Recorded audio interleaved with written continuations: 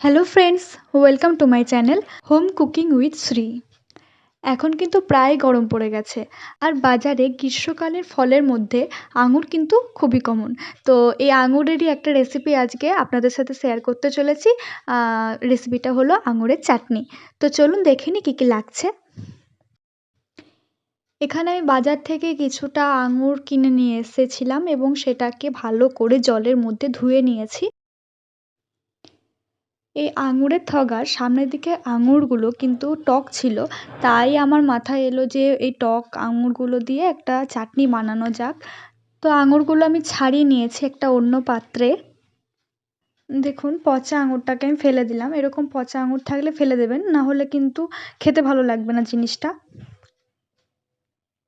মোটামুটি সব আঙুরগুলো ছাড়ানো হলে এই আঙুরগুলোকে মাঝ বরাবর কেটে নিয়েছি, যাতে সিদ্ধ হতে সময় কম লাগে।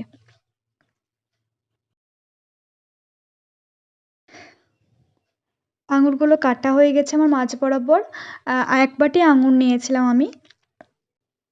এবার চাটনিতে দেওয়ার জন্য একটা ভাজা মশলার দরকার। তার জন্য নিয়ে নিয়েছি প্রথমে ধনে, মৌরি, জিরে আর মেথি, আর একটা শুকনো লঙ্কা লাগবে। আর এই সর্ষে আর শুকনো লঙ্কাটা আমি পরে তেলে দেব, তো আগে দেখিয়ে দিলাম। এইবার ভাজা মশলাটাকে বানানোর জন্য প্রথমে কড়াই গরম করে নিয়ে নিয়েছি জিরে। কিছুটা নেড়ে নেওয়ার পর ধনেটাকে দিয়ে দিলাম। একটু নাড়াচাড়া করে নিয়েছি, আর একটা শুকনো লঙ্কাও ব্যবহার করেছি, যেটা আমার প্রথমে ব্যবহার করা দরকার ছিল। তারপর মৌরিটাকে দিয়ে দিলাম। বাকি পড়ে থাকা মেথিটাকেও দিয়ে দিলাম। এবার একটু নাড়াচাড়া করে নিয়ে এটাকে নামিয়ে নিয়ে ভালো করে গুঁড়ো করে নিতে হবে। এই দেখুন, আঙুরের চাটনিতে দেওয়ার জন্য ভাজা মশলা আমার তৈরি। আর চাটনিতে কিছুটা কাজু দেব, কিছুটা কিশমিশ দেব। কিশমিশ আর আঙুর কিন্তু প্রায় একই জিনিস, কিন্তু প্রত্যেকটা চাটনিতে যেহেতু আমরা কিশমিশ ব্যবহার করি, তাই কিশমিশটাকেও ব্যবহার করে নিয়েছি। আর দিয়েছি কাঠবাদাম। এই কাঠবাদাম আর কাজুটাকে ছুরি দিয়ে ছোট করে পিস পিস করে কেটে নিয়েছি। তারপর কড়াইয়ে দিয়ে দিলাম তেল, একটা শুকনো লঙ্কা ভেঙে দিয়ে দিলাম।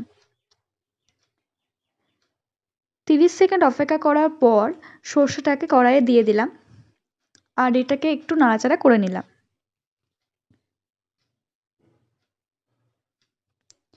অল্প নাড়াচাড়া করে নিয়ে আরও 30 সেকেন্ড অপেক্ষা করার পর কেটে রাখা আঙুরগুলোকে দিয়ে দিলাম কড়াইয়ে, আর ভালো করে নাড়াচাড়া করে নিতে হবে। তারপর পরিমাণ মতো লবণ নিয়ে নিয়েছি, আর হলুদ গুঁড়ো নিয়ে নিয়েছি। এইবার সব কিছু জিনিস একসাথে মিশিয়ে নিয়ে ঢাকা দিয়ে ছেড়ে দিয়েছি প্রায় 10 মিনিটের জন্য। আপনি যদি আমার চ্যানেলে প্রথম হয়ে থাকেন, তাহলে প্লিজ আমার চ্যানেলটাকে সাবস্ক্রাইব করে নেবেন।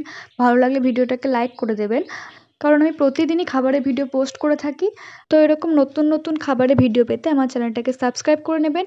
আর সাবস্ক্রাইব করলে হবে না, শুধু বেল বাটনটাকে ক্লিক করে দিতে হবে, ক্লিক করে দিয়ে অল করে দিতে হবে, যাতে প্রত্যেকটা ভিডিও পোস্ট করা মাত্রই সবার আগে নোটিফিকেশান আপনার ফোনে ঢোকে। ঠিক 10 মিনিট পর আমি ঢাকাটাকে খুলে নিয়েছি, আর আঙুরগুলো কিন্তু প্রায় সিদ্ধ হয়ে এসেছে। তো এই পর্যায়ে আমি পরিমাণ মতো চিনি দিয়ে দিয়েছি। আবারও সব কিছু একসাথে ভালো করে নাড়াচাড়া করে নিলাম।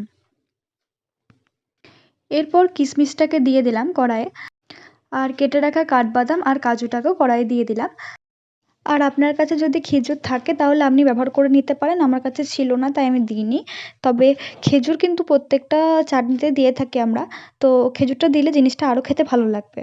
সব কিছু একসাথে ভালো করে মিশিয়ে নেওয়ার পর যে গরম মশলাটা করে রেখেছিলাম, সেই গরম মশলাটাকে কড়াইয়ে দিয়ে দিলাম, আর ভালো করে নাড়াচাড়া করে মিশিয়ে নিলাম আবার।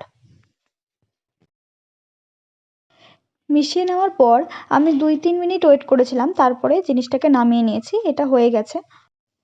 নামিয়ে নিয়ে আমি ওপর থেকে আরও কিছুটা কাজু আর কাঠবাদাম কেটে রেখেছিলাম, সেটা ওপর থেকে ছিটিয়ে দিলাম, যাতে দেখতে আরও বেশি ভালো লাগে। এটার স্বাদটা অসাধারণ হয়েছিল, খেতে কিন্তু খুব ভালো লেগেছে আমার।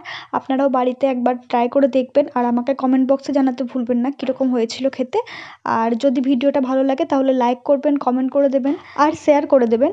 তো আজকের জন্য এটুকুই, দেখা হচ্ছে পরের ভিডিওতে নতুন একটা রেসিপি নিয়ে।